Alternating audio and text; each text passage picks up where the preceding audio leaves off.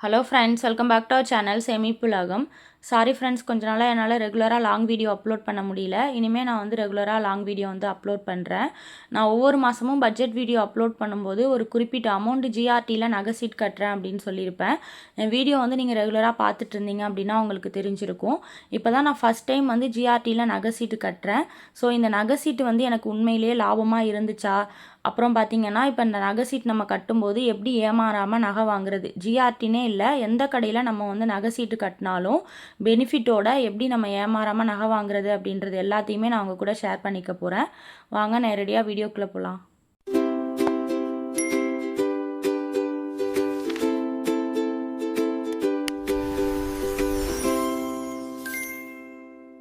GRT ஆப்பில் தான் பார்த்தீங்கன்னா நான் நகை சீட் வந்து மாதம் மாதம் ஒரு 3000 அப்படின்னு சொல்லிட்டு கட்டிகிட்டு இருந்தேன். என் ஹஸ்பண்ட் பார்த்தீங்கன்னா எனக்கே தெரியாமல் அவங்க ஒரு 1000 ருபீஸ் வந்து கட்டியிருக்கிறாங்க. இந்த மாதிரி ஸ்கீம் முடிஞ்சு நகை எடுக்கணும் அப்படின்னு போய் சொல்கிறேன். அவங்க வந்து சொல்கிறாங்க நானும் ஒரு 1000 ருபீஸ் கட்டியிருக்கேன் அப்படின்னு சொல்லிட்டு. அவங்க பார்த்தீங்கன்னா 9 மந்த்ஸ் தான் வந்து கட்டியிருந்தாங்க. நான் வந்து 10 மந்த்ஸ் முடிச்சிட்டேன். ஸோ டோட்டலாக வந்து எங்களுக்கு எவ்வளோ கிராம்ஸ் கிடச்சிது அப்படின்றத உங்களுக்கு சைடில் வந்து நான் ஆட் பண்ணுறேன். நான் வந்து ஜிஆர்டியில் ஆன்லைனில் ஜாயின் பண்ணதுனால எனக்கு வந்து புக்கு மாதிரி எதுவுமே கிடைக்கல. நான் வந்து ஸ்கீம் வந்து க்ளோஸ் பண்ணும்போது தான் எனக்கு வந்து இந்த அட்டை மாதிரி கொடுத்தாங்க. ஸோ வந்து எனக்கு எவ்வளோ கிராம் சேர்ந்துருந்தது அப்படின்றத பார்த்துட்டு எனக்கு என்ன எடுக்கணும் அப்படின்றத நான் ஆல்ரெடி பிளான் பண்ணிட்டேன். ஆனால் ஹஸ்பண்ட் பார்த்திங்க அப்படின்னா 1 கிராமோட கம்மியாக தான் சேர்த்துருக்குறாங்க, 1000 ருபீஸ் அப்படின்றதுனால. அதுக்கு பார்த்திங்கன்னா அந்த காது காசுன்னு சொல்லுவாங்கள்ல, தாலி செயின்லாம் கோத்து போட்டுக்கிறது, அது வந்து வாங்கலாம் அப்படின்னு சொல்லிட்டு பிளான் பண்ணிட்டோம். ஸோ வந்து இது ரெண்டும் வாங்கலாம் அப்படின்னு சொல்லிட்டு தான் பிளான் பண்ணி ஜிஆர்டிக்கு வந்து போயிருந்தோம்.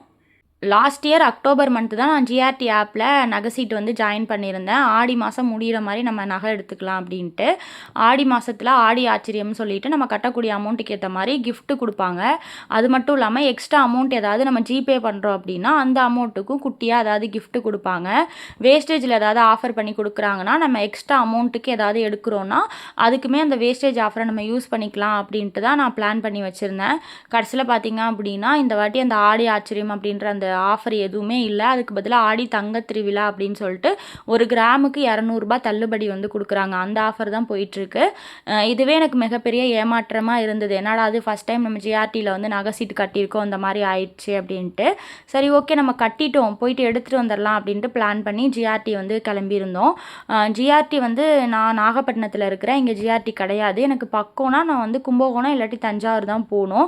சரி நம்ம தஞ்சாவூரில் இருக்க ஜிஆர்டிலே போய் எடுத்துக்கலான்ட்டு தஞ்சாவூர் தான் கிளம்பி போயிருந்தோம். நாங்கள் அங்கே போயிட்டு ரீச் ஆகிறதுக்கே மதியம் ஆயிடுச்சு. சரி லஞ்செல்லாம் சாப்பிட்டுட்டு பொறுமையாக ஜிஆர்டிக்குள்ளே போகலாம் அப்படின்னு சொல்லிட்டு நாங்கள் லஞ்செல்லாம் சாப்பிட்டுட்டு தான் ஜிஆர்டிக்குள்ளே போனோம்.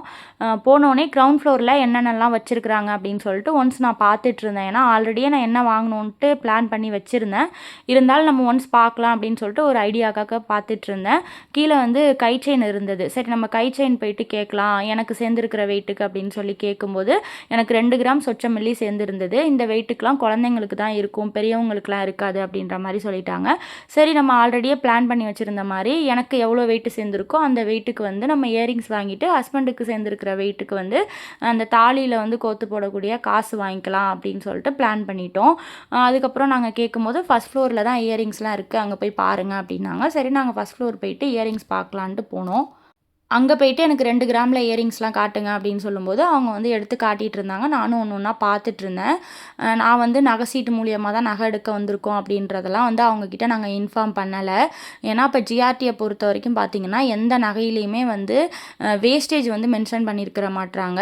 சிஸ்டத்தில் தான் போய் பார்த்துட்டு வந்து சொல்கிறாங்க. இப்போ ஒரு நகையை நம்ம சூஸ் பண்ணிவிட்டு இதுக்கு வேஸ்டேஜ் எவ்வளோ அப்படின்னு கேட்டோன்னா சிஸ்டத்தில் போய் பார்த்துட்டு வந்து தான் சொல்கிறாங்க. அதனால நாங்கள் வந்து முடிவு பண்ணிட்டோம் நம்ம எதுவும் சொல்லக்கூடாது அப்படின்ட்டு. நீங்கள் வந்து எந்த கடையில் வந்து நகை சீட்டு வந்து கட்டியிருந்தாலுமே வந்து முன்னாடியே நகை சீட்டு மூலியமாக தான் நகை எடுக்க வந்திருக்கோம் அப்படின்றத இன்ஃபார்ம் பண்ணாதீங்க.